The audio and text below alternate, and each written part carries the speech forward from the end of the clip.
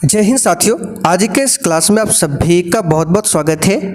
तो साथियों, आज के इस क्लास में जीके, साइंस, करंट अफेयर्स और हिंदी व्याकरण को मिलाकर 50 सिलेक्टेड प्रश्नों को सॉल्व करेंगे, जो कि साथियों 20 जुलाई एग्जाम के लिए बहुत ही ज़्यादा महत्वपूर्ण होगा। साथियों, ये बिल्कुल 16 जुलाई के एग्जाम पैटर्न पर आधारित है। तो साथियों, जिनका भी एग्जाम होना अभी बाकी है, आप लोग पूरा क्लास को ध्यान से देखिएगा।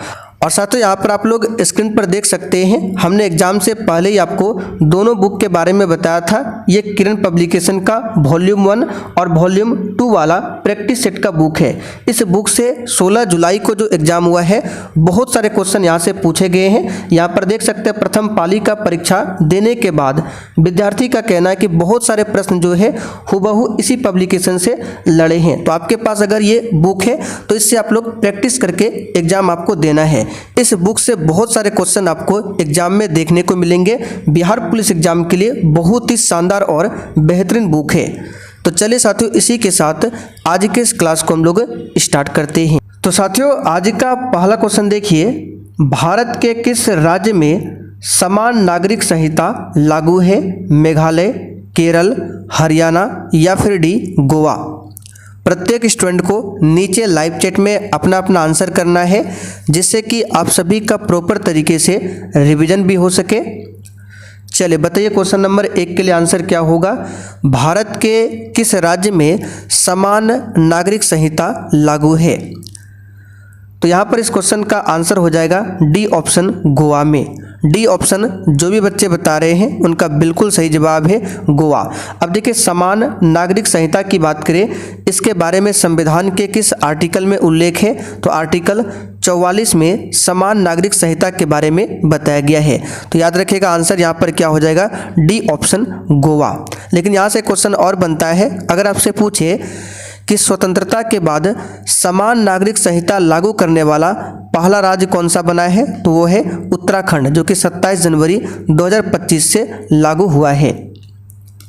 चलिए अगला क्वेश्चन देखिए, काला हिरन, मगरमच्छ, भारतीय जंगली गधा और भारतीय गैंडा के उदाहरण है। बताइए किस प्रजाति के? बिल्कुल आपके एग्जाम पैटर्न पर आधारित है, इसलिए आप लोग पूरा क्लास को ध्यान से देखिए। तो यहाँ पर इसका सही जवाब है काला हिरन, मगरमच्छ, भारतीय जंगली गधा। ये सब जो है लुप्त प्राय प्रजातियाँ हैं। बी वाला ऑप्शन यहाँ पर आपका सही जवाब है, लुप्त प्राय प्रजातियाँ। चलिए क्वेश्चन नंबर देखिए तीसरा, एक्स किरणें किसको पार नहीं कर सकती है? फटाफट से आप लोग आंसर करते चलिए। एक्स किरणें किसको पार नहीं कर सकती है? तो यहाँ पर इसका सही जवाब है हड्डी को पार नहीं कर सकती है एक्स किरणें। अच्छा, एक्स किरण का खोज किसने किया था पूछा जाता है, तो रोंटगन ने एक्स किरण का पता लगाया था। चलिए अगला क्वेश्चन देखते हैं, पॉजिट्रॉन की खोज किसने किया था? और साथियों, किसी भी क्वेश्चन में अगर आपको कुछ भी डाउट होता है तो आप लोग कमेंट करके पूछ सकते हैं, आपके कमेंट का रिप्लाई जरूर दिया जाएगा। बताइए पॉजिट्रॉन की खोज किसने किया था? तो यहाँ पर इस क्वेश्चन का आंसर हो जाएगा डी वाला ऑप्शन, एंडरसन ने। ठीक है, पॉजिट्रॉन की खोज किसने किया था? तो एंडरसन ने किया था। यहाँ पर देखिए ए ऑप्शन में है रदरफोर्ड, तो इसने क्या किया था? तो प्रोटॉन की खोज किया था रदरफोर्ड ने। जे थॉमसन ने इलेक्ट्रॉन की खोज की थी। जेम्स चैडविक ने न्यूट्रॉन की खोज किया था। अच्छा, परमाणु सिद्धांत किसने दिया था? तो डाल्टन ने। ये सब क्वेश्चन आपको ध्यान रखना है, नॉर्मल सब क्वेश्चन है लेकिन एग्जाम में आता है। अगला क्वेश्चन देखिए, निम्नलिखित में से किस युग्म की इकाई समान है? चलिए बताइए, क्वेश्चन 5 के लिए आंसर क्या होगा? इसमें से किस युग्म की इकाई समान है? तो यहाँ पर इसका सही जवाब है ए वाला ऑप्शन, कार्य और ऊर्जा। देखिए, कार्य का एसआई मात्रक जूल होता है और ऊर्जा का भी एसआई मात्रक जूल ही होता है। तो यहाँ पर आंसर हमारा क्या हो जाएगा? पहला वाला ऑप्शन। अब यहाँ से क्वेश्चन बनेगा कि 1 जूल में कितना अर्घ होता है? तो 10 पर पावर 7 अर्घ होता है 1 जूल में। अर्घ जो है ये कार्य का क्या है? सीजीएस मात्रक है। आपसे पूछेगा 1 कैलोरी में कितना जूल होता है? तो याद रखिएगा 4.18 6 जूल होता है 1 कैलोरी में। अच्छा, 1 किलोवाट घंटा में पूछे कितना जूल होता है, तो 1 किलोवाट आवर में होता है 3 गुना 10 पर पावर 6 जूल। ये सब क्वेश्चन आपको ध्यान रखना है। चलिए आगे बढ़ते हैं। वह कौन सा पदार्थ है जिसका उपयोग खाद्य परीक्षण के लिए किया जाता है? चलिए क्वेश्चन 6 के लिए आप लोग आंसर बताइए और सेशन के लास्ट में आप सभी को बिल्कुल ईमानदारी पूर्वक अपना अपना स्कोर कमेंट करके बताना है कि आपने 50 क्वेश्चन में से कितने क्वेश्चन सही किए हैं। तो यहाँ पर देखिए, ये क्वेश्चन पहले भी बहुत बार करा चुके हैं। सोडियम बेंजोएट का इस्तेमाल होता है खाद्य परिरक्षण के रूप में। ठीक है, चलिए आगे बढ़ते हैं। देखिए डी ऑप्शन में सोडियम बाइकार्बोनेट, इसका फॉर्मूला पूछा जाता है, क्या होता है, तो NaHCO3। ये सोडियम बाइकार्बोनेट का सूत्र है जिसका सामान्य नाम है, इसको बोला जाता है खाने वाला सोडा। ठीक है, सोडियम बाइकार्बोनेट को। अगला क्वेश्चन देखिए, विघटन नाभिकता का कारण क्या है? बताइए, विघट नाभिकता का कारण क्या है? तो इसका कारण है अस्थायी न्यूक्लियस। यहाँ पर ए ऑप्शन आपका सही जवाब है, अस्थायी न्यूक्लियस।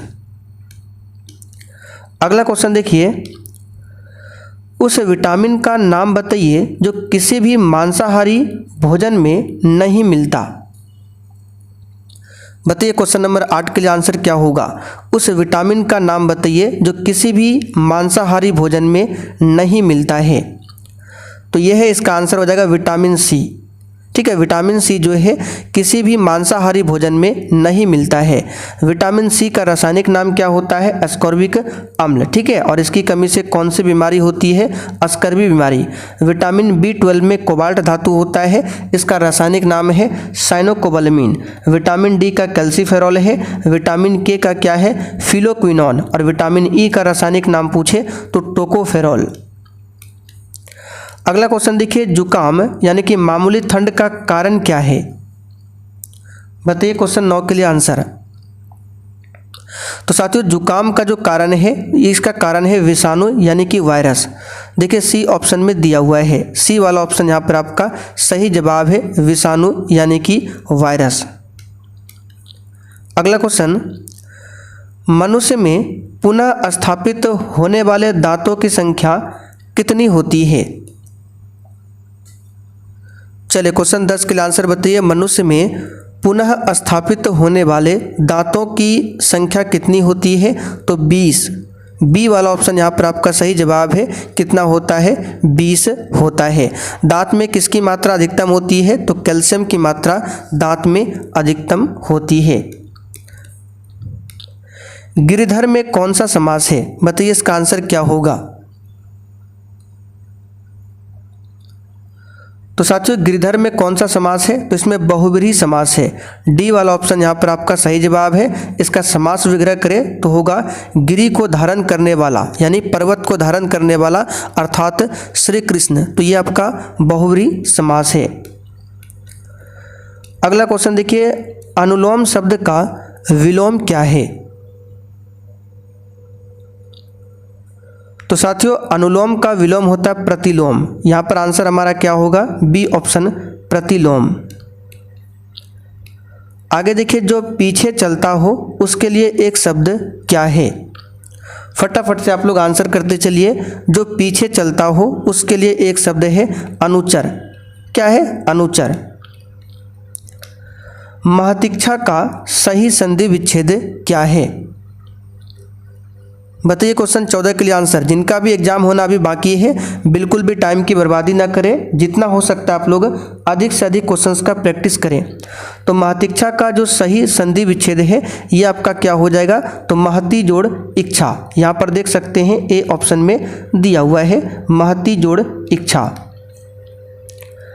आगे देखिए, महादेवी वर्मा का जन्म कहाँ पर हुआ था? और साथियों, हमारे एप्लीकेशन पे जो पीडीएफ है उसमें लगभग 81 पीडीएफ अपलोड है। ठीक है, क्लास में जो भी एक्स्ट्रा क्वेश्चन बताया जाता है उसका पूरा 1 लाइनर फॉर्म में नोट्स तैयार करके दिया गया है, तो उसको जरूर पढ़िए। जिनको भी नोट्स मिला है उसको पढ़कर आप लोग जाइए, वहाँ से बहुत सारा क्वेश्चन एग्जाम में बन रहा है। तो महादेवी वर्मा का जन्म कहाँ पर हुआ था? फर्रुखाबाद में। ये क्वेश्चन इंपॉर्टेंट है, ध्यान रखिए, कहाँ पर हुआ था? फर्रुखाबाद में हुआ था। चलिए आगे देखते हैं, पारदर्शी माध्यम का अपवर्तनांक क्या होगा जिससे वह निर्वात में अदृश्य हो जाए? तो इसका सही जवाब है 1 होगा। कितना होगा? 1 होगा। इसको डायरेक्ट याद रखिए, 1 होगा। चलिए आगे देखते हैं क्वेश्चन 17, निम्नलिखित में से सबसे अधिक संपीड़ितता किसकी होगी? इसमें से बताइए सबसे अधिक संपीड़ितता किसकी होगी? यानी कि कांच, तांबा, पानी और हवा, इसमें से सबसे अधिक किसको दबा सकते हैं? सबसे अधिक तो इसको प्रेस कर सकते हैं सबसे अधिक हवा को। ठीक है, किसको कर सकते हैं? हवा को।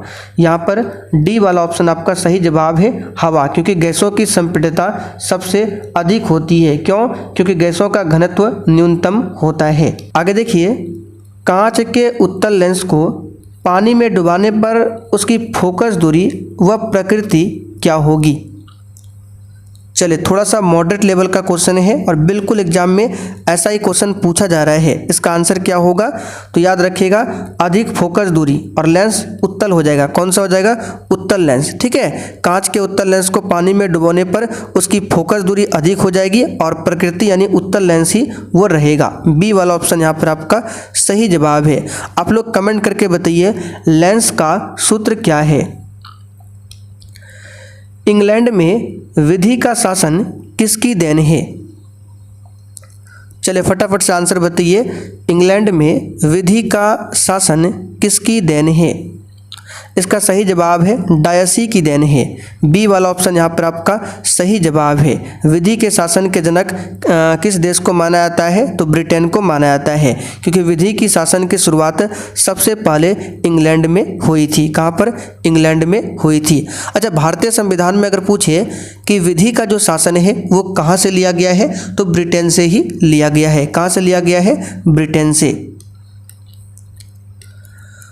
आगे देखिए, एक उत्तल लेंस और एक अवतल लेंस आपको दिया गया है जिसकी शक्ति अज्ञात है, यानी पावर आपको पता नहीं है, तो किस लेंस की शक्ति अधिक होगी? तो अगर आपको एक उत्तल लेंस और अवतल लेंस दिया जाता है तो जिसकी शक्ति अज्ञात है तो हमेशा उत्तल लेंस की शक्ति अधिक होती है। मान के चलना है, हमेशा उत्तल लेंस की शक्ति अधिक होगी। तो इसका आंसर हो जाएगा ऑप्शन ए वाला। अगला क्वेश्चन, माल्थस सिद्धांत के मामले में यदि मजदूरी बढ़ती है तब इसका परिणाम क्या होगा? सही जवाब है जनसंख्या में वृद्धि। सी वाला ऑप्शन यहाँ पर आपका सही जवाब है। चलिए यहाँ पे आंकड़ा दिया हुआ है 21, 32, 22, 34, 21, 32, 27 ये आंकड़ा दिया हुआ है। माध्यिका ज्ञात करना है। तो माध्यिका ज्ञात करने के लिए सबसे पहले इसको क्या करते हैं? आरोही क्रम में लिखते हैं। तो आरोही क्रम में लिखेंगे तो आपका 21 आएगा, 22 आएगा। ठीक है, यहाँ पे 2 बार 21 है, 2 बार 21 आएगा। 21, 21, 22, 27, 28, 29, 32, फिर से 32 आएगा, फिर से 32 है, फिर से 32 है। ठीक है, यानी 32 जो आपका 4 बार है। फिर उसके बाद आपका 34 है, फिर से 35 है, फिर से 35 है, उसके बाद 37 है। अब बीच में देखना है क्या है, तो बीच में देखिए 1, 2, 3, 4, 5, 6, 7, 8, 9, 10, 11, 12, 13, 14। तो 14 में 7 7 लेंगे तो बीच में कुछ नहीं बचेगा। एक काम कीजिए, दोनों तरफ से 6 लेते हैं, तो 3 3 6 और इधर से भी 3 और 3 6, तो बीच में बचा 32 और प्लस 32 और बटे 2 कर दीजिए, तो 64 बटे 2 यानी कितना आएगा? हमारा आंसर 32 आएगा, जो कि सी ऑप्शन में दिया हुआ है। आगे देखिए, फारसी साप्ताहिक मिरात उल अखबार, इस क्वेश्चन पर आप सब स्टार मार्क कर लीजिए, ये क्वेश्चन आ सकता है। ये किसने प्रकाशित किया बताइए? तो फारसी साप्ताहिक है मिरात उल अखबार, इसका प्रकाशन राजा राम मोहन राय ने किया था। बी वाला ऑप्शन यहाँ पर आपका सही जवाब है। राजा राम मोहन राय प्रथम भारतीय थे जिन्हें सर्वप्रथम राष्ट्रीय प्रेस की स्थापना का श्रेय दिया जाता है। ठीक है। अच्छा, भारत में समाचार पत्र का जनक पूछे किसे कहा जाता है, तो जेम्स ऑगस्टस हिक्की को माना जाता है भारत में समाचार पत्रों का जनक। अच्छा, भारतीय समाचार पत्रों का मुक्तिदाता पूछे किसे कहा जाता है, लॉर्ड मेटकॉफ को। ये सब क्वेश्चन आपको ध्यान रखना है। भारतीय पत्रकारिता का जनक किसे माना जाता है, तो राजा राम मोहन राय को। चलिए आगे देखते हैं। ये जो भी एक्स्ट्रा बता रही है पूरा आपको नोट्स में लिखा हुआ मिल जाएगा एप्लीकेशन पर। तरलता जाल की अवधारणा किसने विकसित की है, तो ये विकसित किया है किन्स ने। बी वाला ऑप्शन यहाँ पर सही है। हिंदू महासभा के संस्थापक कौन थे, बताइए। तो साथियों, हिंदू महासभा के संस्थापक थे पंडित मदन मोहन मालवीय। यहाँ पर देखिए बी ऑप्शन में दिया हुआ है। और हिंदू महासभा की स्थापना कब होती है, तो 1915 में। कब, 1915 में। किसने किया था, तो मदन मोहन मालवीय ने। इन्होंने ही 1916 में BHU की स्थापना किया था, यानी कि बनारस हिंदू यूनिवर्सिटी की स्थापना किसने किया था, तो पंडित मदन मोहन मालवीय। इनको महामना की उपाधि दिया गया है। अगर आपसे पूछे कि इनमें से किन्हें महामना के नाम से जाना जाता है, तो पंडित मदन मोहन मालवीय को। अगला क्वेश्चन देखिए, राष्ट्र संघ के सचिवालय का मुख्यालय किस नगर में स्थापित किया गया था, बताइए इसका आंसर। तो साथियों, राष्ट्र संघ की स्थापना भी पूछा जाता है, जो कि 10 जनवरी 1920 को हुआ था। और एक है संयुक्त राष्ट्र संघ यानी कि UNO, जिसकी स्थापना 24 अक्टूबर 1945 को हुआ था। तो वो अलग है और ये अलग है। तो राष्ट्र संघ के सचिवालय का मुख्यालय किस नगर में स्थापित किया गया है, तो जेनेवा में। देखिए सी ऑप्शन में दिया हुआ है। राष्ट्र संघ का संस्थापक कौन था, वुडरो विल्सन। कौन था, वुडरो विल्सन राष्ट्र संघ का संस्थापक था। पेरिस में किसका मुख्यालय है, तो यूनेस्को का मुख्यालय पूछा जाता है कहाँ पर है, तो पेरिस में है, ध्यान रखिएगा। अच्छा, WMO इसका मुख्यालय कहाँ पर है, हिंदी में होता है विश्व मौसम विज्ञान संगठन। इसका मुख्यालय भी जेनेवा में है। WTO का पूछे, WHO का पूछे, इन सब का मुख्यालय है जेनेवा में। अवध का संस्थापक कौन था, बताइए इसका आंसर। तो साथियों, अवध राज्य की स्थापना शहादत खान ने किया था। किसने किया था, शहादत खान ने। इसको बुरहान उल मुल्क के नाम से भी जाना जाता है। तो आंसर यहाँ पर हमारा क्या हो जाएगा, बी ऑप्शन, शहादत खान।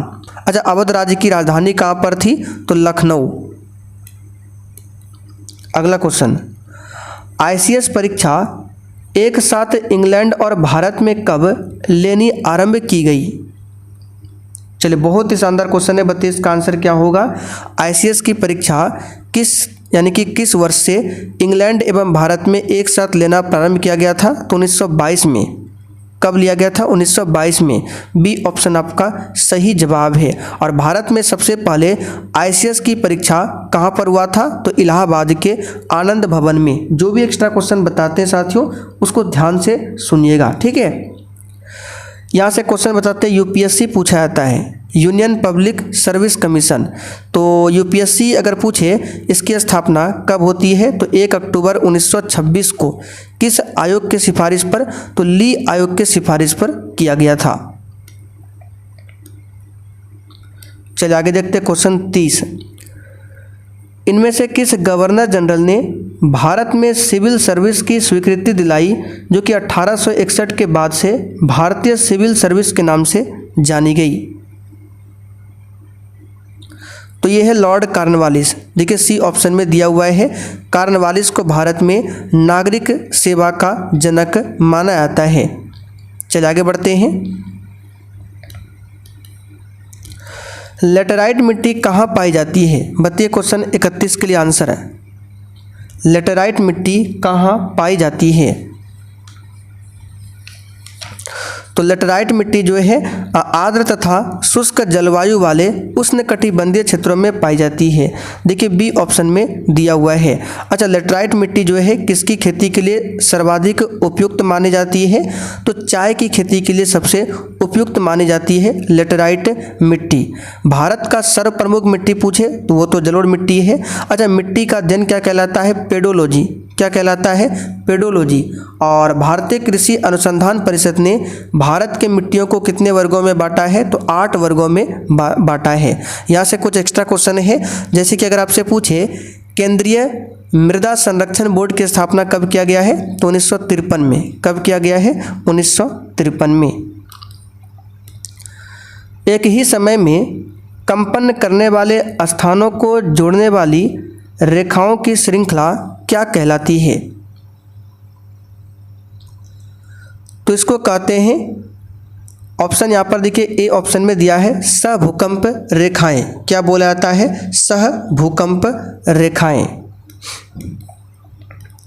पृथ्वी के अक्ष के सिरों को क्या कहते हैं? बताइए। तो साथियों, पृथ्वी के अक्ष के सिरों को ध्रुव कहते हैं। क्या बोलते हैं? ध्रुव। सी वाला ऑप्शन यहाँ पर आपका सही जवाब है, ध्रुव कहते हैं। और यहाँ पे देखिए जैसे कि ये अर्थ हो गया पृथ्वी, तो ऊपर है उत्तरी ध्रुव, नीचे है दक्षिणी ध्रुव। ठीक है, ये उत्तरी ध्रुव हो गया, ये दक्षिणी ध्रुव हो गया। तो उत्तरी ध्रुव और दक्षिणी ध्रुव को मिलाने वाली जो काल्पनिक रेखा होती है जिस पर पृथ्वी घुमा करती है उसको कहते हैं अक्ष। क्या बोलते हैं? उसको कहते हैं अक्ष। तो याद रखिएगा, ऊपर उत्तरी ध्रुव है, नीचे दक्षिणी ध्रुव है, और यहीं पर जी का मान मैक्सिमम होता है। अगला क्वेश्चन देखिए, निम्नलिखित में से कौन सी दक्षिण भारत की सबसे ऊंची चोटी है? बताइए क्वेश्चन 34 के लिए आंसर। तो ये क्वेश्चन आपको कई बार बता चुके हैं। दक्षिण भारत की सबसे ऊंची चोटी अनाईमुड़ी है। इसकी ऊंचाई कितनी है? तो 2695 मीटर। और ये किस पर्वत पर है? तो अन्नामलाई पर्वत पर है अनाईमुड़ी। दक्षिण भारत की दूसरी सबसे ऊंची चोटी दोदा बेटा है जिसकी ऊंचाई 2637 मीटर है, और यह नीलगिरी पर्वत पर स्थित है। कहाँ पर है? नीलगिरी पर्वत पर स्थित है। धूपगढ़ की बात करें तो सतपुड़ा की जो पहाड़ियाँ हैं उसकी सबसे ऊंची चोटी है धूपगढ़।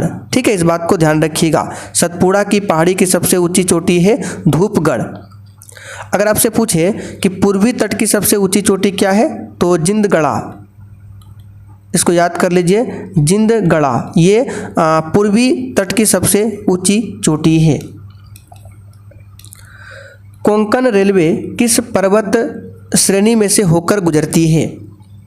पीछे आपको जितने भी क्लास कराए हैं उसका रिवीजन कीजिए। ठीक है, वहाँ से भी बहुत सारा क्वेश्चन पूछा जा रहा है। तो कोंकण रेलवे जो है इसका आंसर क्या हो जाएगा? वेस्टर्न घाट पर्वत श्रेणी से होकर गुजरती है। ये लगभग 760 किलोमीटर लंबा रेल मार्ग है कोंकण रेलवे। कपास की काली मिट्टी को क्या कहा जाता है? सिंपल सा क्वेश्चन है, रेगुर मिट्टी कहा जाता है। रेगुर मिट्टी को रूस में चरनोजम मिट्टी भी बोला जाता है। अच्छा, भारत में जो रेगुर मिट्टी है सबसे अधिक कहाँ कहाँ पाई जाती है? तो महाराष्ट्र और गुजरात वाले क्षेत्रों में। इस मिट्टी का जो रंग काला होता है वो किसके कारण होता है? तो बेसाल्ट चट्टान के लावा से निर्माण होता है रेगुर मिट्टी, इसलिए इसका रंग काला होता है। ठीक है, इसको काली कपासी मिट्टी भी बोला जाता है। किस संगठन ने अमेजन के पुनर्वनीकरण के लिए विश्व का पहला कार्बन निष्कासन बॉन्ड जारी किया है? करंट अफेयर्स का क्वेश्चन है, बताइए। तो ये क्या है? वर्ल्ड बैंक, विश्व बैंक ने, जिसका मुख्यालय है वाशिंगटन डीसी में। दक्षिण भारत में सर्वाधिक गन्ना उत्पादक राज्य कौन सा है? तो दक्षिण भारत में पूछा गया है, आंसर क्या होगा? महाराष्ट्र। ऐसे गन्ना का सर्वाधिक उत्पादक राज्य केवल पूछे तो उत्तर प्रदेश हो जाएगा। और प्रति हेक्टेयर में सबसे अधिक गन्ना उत्पादन कौन करता है? तमिलनाडु, प्रति हेक्टेयर में। अच्छा, गन्ना के मिलों की सर्वाधिक संख्या किस राज्य में है? तो महाराष्ट्र में। ठीक है, कहाँ पर है? महाराष्ट्र में। केरल की बात करें तो प्राकृतिक रबड़ का सबसे अधिक उत्पादन करता है केरल। कौन करता है? केरल। अंगूर का सबसे अधिक उत्पादन पूछे नासिक में होता है। अच्छा, संतरा उत्पादन के लिए कौन विख्यात है? नागपुर। कौन है? नागपुर। केसर के लिए नंबर 1 पर कौन है? तो केंद्र शासित प्रदेश जम्मू कश्मीर में केसर सबसे अधिक होता है। निम्नलिखित में कौन कृषि आधारित उद्योग नहीं है? तो ऑप्शन देखकर ही पता चल रहा है सीमेंट उद्योग, ये कृषि आधारित उद्योग नहीं है। यहाँ पर सी वाला ऑप्शन आपका सही जवाब है। सीमेंट उत्पादन में भारत का पहला राज्य कौन है? राजस्थान। अच्छा, विश्व में सीमेंट उत्पादन में सबसे आगे कौन है? चाइना। और भारत जो है इसमें दूसरे स्थान पर आता है। सूती वस्त्र की बात करें तो वर्तमान में सूती वस्त्र मिलों की सर्वाधिक संख्या कहाँ पर है? महाराष्ट्र में। कहाँ पर है? महाराष्ट्र में। वर्तमान की बात कर रहे हैं। चलिए आगे देखते हैं। भारतीय जलवायु की क्या विशेषता है? तो जाड़ा और गर्मी की दो स्पष्ट ऋतुओं का होना बिल्कुल सही है। वर्षा का मुख्य रूप से ग्रीष्म ऋतु में होना, जलवायु का मौसमी हवाओं से प्रभावित होना, ये सभी इसका आंसर हो जाएगा। जब सकल निवेश शून्य हो जाता है तो निम्न में से कौन राष्ट्रीय आय को शून्य होने से रोकता है? आंसर है उपभोग। आप लोग कमेंट करके बताइए उपभोक्ता दिवस कब मनाया जाता है? राष्ट्रीय उपभोक्ता दिवस। भारत में वर्तमान में ऊर्जा का सर्वप्रमुख स्रोत क्या है? अच्छा क्वेश्चन, इस पर स्टार मार्क कीजिए। तो यह है तापीय ऊर्जा। क्या है? तापीय ऊर्जा। भारत में तापीय ऊर्जा लगभग कितना है? तो 63% है। ठीक है, और तापीय ऊर्जा में कोयला है मुख्य। यहाँ से क्वेश्चन याद रखिएगा, एनटीपीसी इसकी स्थापना कब होती है? तो 1975 में। अगला क्वेश्चन, यकृत डैश का कार्य करता है? तो साथियों यकृत जो है पाचन का कार्य करता है। किसका कार्य करता है? पाचन का। यकृत शरीर की सबसे बड़ी ग्रंथि है। इसका वजन लगभग 1.5 से 2 केजी तक होता है। चलिए आगे देखिए। वर्तमान में यूनेस्को का महानिदेशक कौन है? तो साथियों वर्तमान में यूनेस्को के महानिदेशक कौन है? इसका सही जवाब हो जाएगा आंद्रे अजूले। इसको याद रखिएगा, ये फ्रांस देश के नागरिक है। ठीक है, फ्रांस देश के नागरिक है। कैथरीन रसेल की बात करें तो अमेरिका के हैं और ये यूनिसेफ के महानिदेशक है। किसके हैं? यूनिसेफ के। आचिम स्टेनर की बात करें तो यूएनडीपी के महानिदेशक है। ठीक है, चलिए, और ये जो डी ऑप्शन में दिया है ये कौन है? तो WTO के महानिदेशक है। WTO।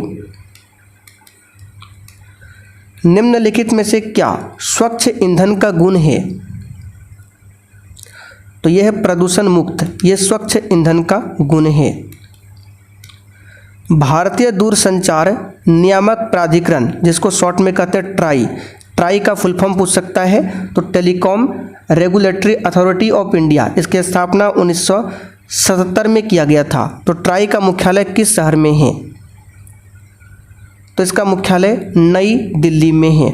और ट्राई के महानिदेशक कौन है? श्री अनित कुमार लाहोटी। कौन है? श्री अनित कुमार लाहोटी। अरे कलकत्ता में किसका मुख्यालय है? तो केंद्रीय जूट प्रौद्योगिकी अनुसंधान संस्थान का मुख्यालय है। कहाँ पर? कलकत्ता में। कहाँ पर है? कलकत्ता में। हैदराबाद में किसका मुख्यालय है? तो centre for DNA finger printing and diagnostic, इसका मुख्यालय है हैदराबाद में। ये क्वेश्चन आ सकता है, इसको याद कर लीजिए। ठीक है, और मुंबई में किसका मुख्यालय है? तो भारतीय भूचुंबकीय संस्थान का मुख्यालय। अच्छा, भारतीय मौसम वेधशाला कहाँ पर है? तो पुणे में है। लेकिन भारतीय मौसम विज्ञान संस्थान पूछे तो नई दिल्ली में। ये सब क्वेश्चन PDF में आपको लिखा मिल जाएगा। आमतौर पर मेंडेलियन कारक क्या कहलाते हैं? तो ये जीन कहलाते हैं। क्या कहलाते हैं? जीन कहलाते हैं। कांडला निम्नलिखित में से किसके लिए प्रसिद्ध है? तो कांडला जो है किसके लिए प्रसिद्ध है?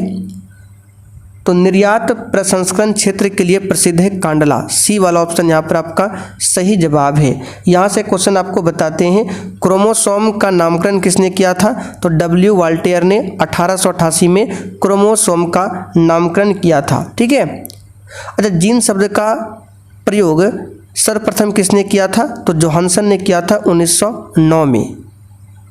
चलिए आगे बढ़ते हैं। निम्न में से किस समूह में बाह्यतम कोश में एक इलेक्ट्रॉन होता है? तो यहाँ पर देखिए लिथियम, सोडियम, पोटेशियम, ये 4 धातुएं हैं और इसके बाह्यतम कोश में एक एक इलेक्ट्रॉन होते हैं। सी वाला ऑप्शन यहाँ पर आपका सही आंसर है। जापान का राष्ट्रीय खेल क्या है? और देखिए साथियों, जिन्होंने अभी तक सेशन को लाइक नहीं किया है, आप लोग सेशन को लाइक कीजिए और चैनल को भी सब्सक्राइब कर लीजिए ताकि बिहार पुलिस से संबंधित आपसे एक भी इम्पोर्टेंट क्लास मिस ना हो। तो जापान का राष्ट्रीय खेल यहाँ पर हो जाएगा सुमो, जिसको जूडो भी बोला जाता है। बेसबॉल ये अमेरिका का राष्ट्रीय खेल है, ठीक है। और अगर आपसे पूछे कि भूटान का राष्ट्रीय खेल क्या है, तो तीरंदाजी भूटान का राष्ट्रीय खेल है। और बैडमिंटन पूछे तो इंडोनेशिया का राष्ट्रीय खेल है बैडमिंटन। तो साथियों, आज के लिए इतना ही। टोटल 50 क्वेश्चन आज के सेशन में हमने कंप्लीट किया है। बहुत ही शानदार क्वेश्चन था। अब आप लोग कमेंट करके बताइए आपने आज के इस 50 क्वेश्चन में से कितने क्वेश्चन सही किए हैं।